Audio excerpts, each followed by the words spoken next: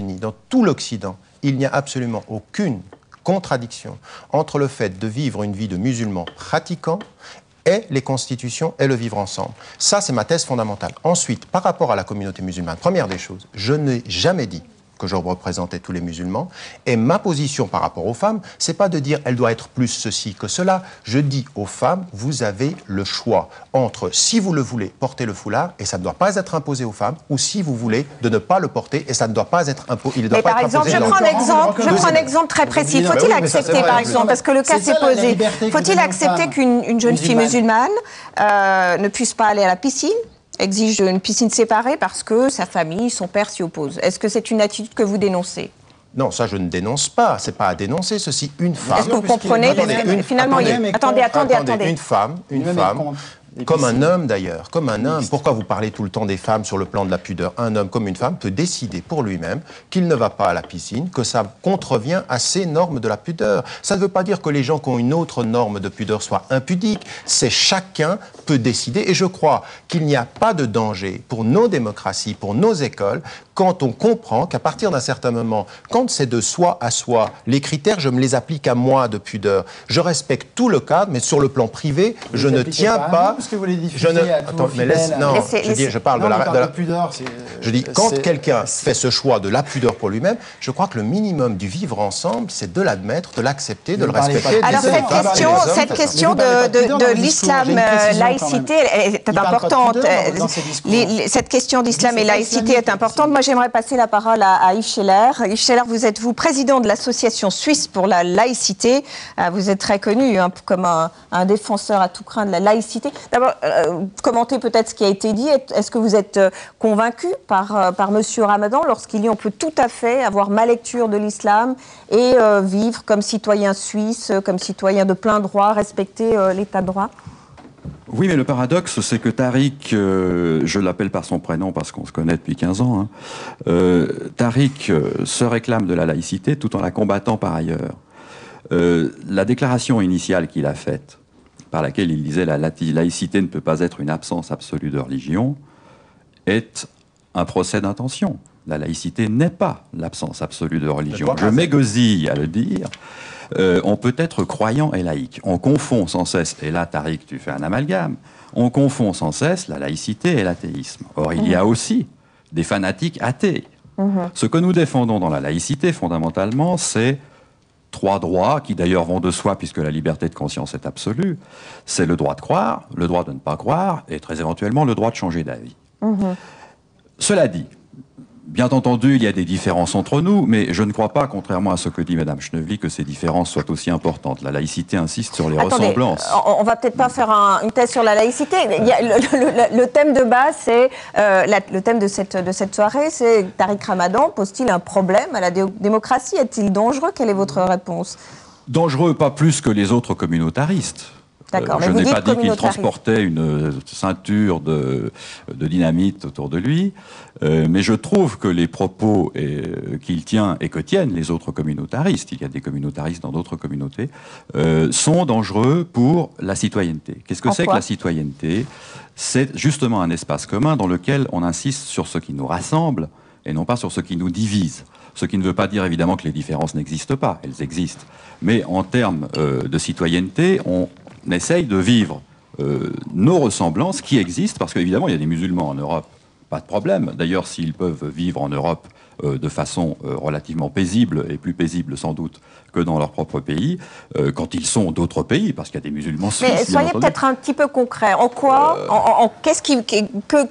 que fait un Tariq Ramadan ou d'autres musulmans qui mettent en danger cet espace public, démocratique, laïque, selon vous?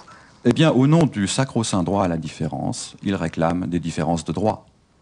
C'est-à-dire, par exemple, soyez un peu concret. Eh bien, on demande que les musulmans que Tariq ne représente pas, il vient de le dire, d'accord, je lui en suis reconnaissant, on essaye de leur imposer, alors qu'ils sont très divers entre eux. D'accord. De l'Indonésie au Maroc, il y a des quantités d'islam. On essaye de leur imposer les registres du Coran. qui sont eux-mêmes une interprétation extrêmement étroite, puisque le Coran est lui-même interprété de façon extrêmement multiple.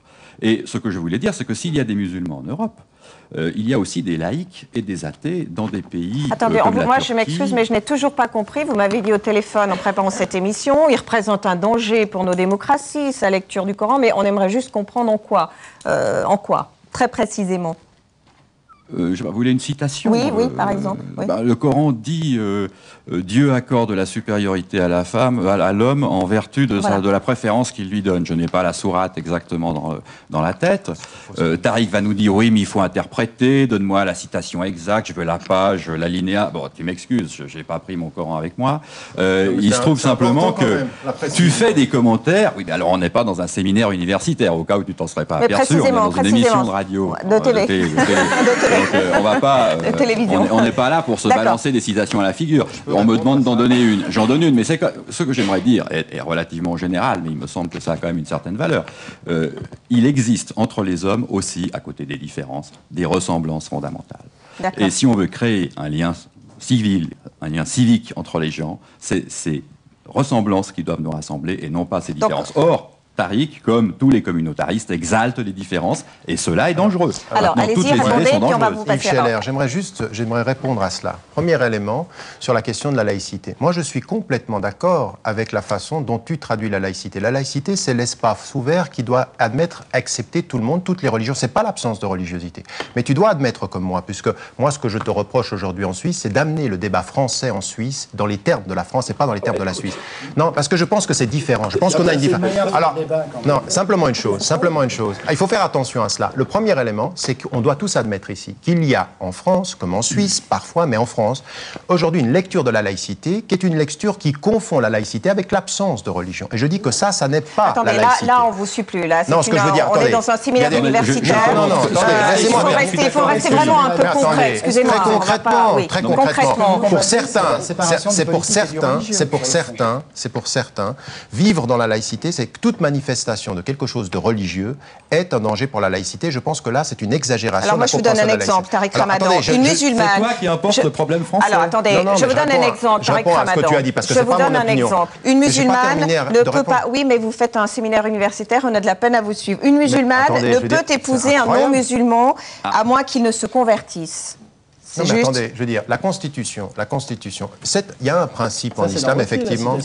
Laissez-moi terminer. Le principe de l'islam dit effectivement que dans ce sens-là, une femme musulmane devrait plutôt épouser un homme musulman. Aujourd'hui, ma position est celle-ci. La loi suisse, comme la loi française, n'impose pas à une femme musulmane d'épouser un non-musulman. C'est son choix. Elle est dans la latitude de la Constitution, elle ne contrevient pas.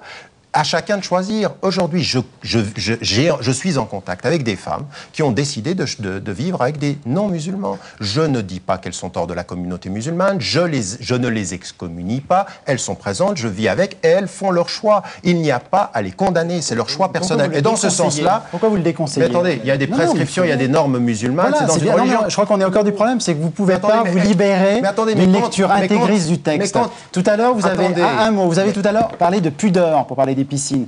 Là, on a à la télévision parler de pudeur. Alors, c'est un sentiment, on dit la pudeur, personne n'est contre la pudeur. Pourquoi, devant vos fidèles, dans cette cassette, comme beaucoup d'autres, vous dites c'est pas islamique la piscine mixte? Eh ben, pourquoi vous ne le dites pas ici? Pourquoi vous ne tenez pas ce discours-là? Pourquoi vous parlez de pudeur? C'est parce que vous avez une lecture intégriste du texte, vous n'êtes pas capable de vous en libérer, comme le soulignait Yves Scheller à l'instant, c'est ça le problème. J'aimerais répondre. Il y a des croyants. Et ils ont des normes religieuses et spirituelles. Effectivement, les normes pour l'homme comme pour la femme de la tenue vestimentaire ne correspondent pas aux piscines mixtes. C'est à eux de choisir s'ils veulent y aller ou pas. C'est ça que je dis. Mais ça leur déconseillez. Mais les principes de l'islam, comme les principes de la tradition chrétienne ou juive, ont des normes et chacun a le droit de les respecter. Vous faites que répéter de manière inintelligente ce que dit le Coran et ce que disait avant votre grand-père. J'ai pas pu répondre à monsieur... Fondateur des frères musulmans. Vous pourrez répondre tout à l'heure. Dans un contexte différent. Arrêtez de dire n'importe quoi. Salika Wenger, députée de l'Alliance de gauche à Genève, présidente de l'Association des Suisses contre les intégrismes. Vous êtes vous-même, vous êtes né dans un pays musulman, en Algérie, hein, vous êtes aujourd'hui suisse et française d'ailleurs, et vous vous battez contre la vision de la femme de Tariq Ramadan. Je vous laisse lui répondre ou lui poser des questions précises. Alors, d'abord, j'aimerais faire une petite remarque. C'est que j'ai adoré la liberté que nous donne Monsieur Ramadan de choisir la soumission. Je trouve ça tout à fait extraordinaire. En effet, on peut choisir de porter le voile. Ça s'appelle le syndrome de Stockholm. Ça, c'est clair pour moi. Il y a plein de femmes qui choisissent, madame. J'aimerais en être aussi sûre. Néanmoins, moi, je ne rentrerai pas dans toutes vos rhétoriques et dans toutes vos histoires. Je vais vous poser une question claire, nette et précise à laquelle il vous faudra répondre. On parle de la lapidation.